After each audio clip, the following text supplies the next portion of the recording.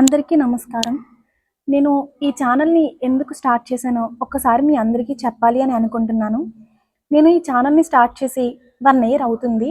కానీ ఏంటంటే నేను పెట్టిన ఏ పోస్టర్స్‌కి కూడా నాకు లైక్స్ కానీ, కామెంట్స్ కానీ వచ్చేవి కాదు.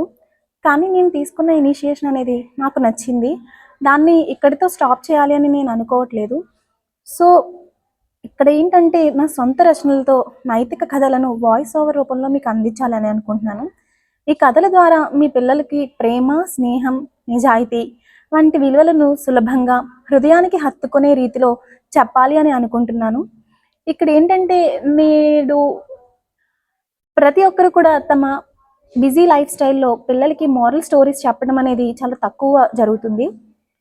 పేరెంట్స్‌కి చాలా దూరంగా ఉంటున్నారు ప్రతి ఒక్కరు కూడా. సో, అండ్ మీకు అనిపించొచ్చు చాలా మోరల్ స్టోరీస్ చెప్పే ఛానల్స్ ఉన్నాయి కదా అని చెప్పి.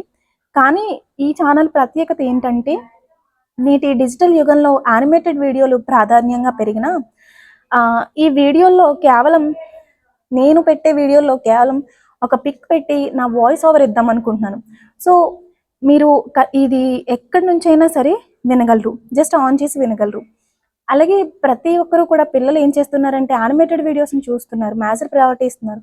ఆ కథను చాలా తక్కువ మెంబర్స్ అర్థం చేసుకుంటున్నారు. ఒక్క పిక్ పెట్టడం వల్ల వాళ్ళు కాసేపు ఆ పిక్ చూస్తారు. కానీ దాని తర్వాత ఆ కథ ఏంటి అని చెప్పి ఆసక్తిగా వినాలి అని అనుకుంటారు. సో, దీనిని మీరు మొబైల్ దగ్గర పెట్టుకొని ఎక్కడి నుంచైనా వినొచ్చు. సో, మన నాటి కథల మాధుర్యాన్ని, మన పెద్దల మాటల్లో పాఠాలను గుర్తుంచుకోవడం ఎంతో ముఖ్యం.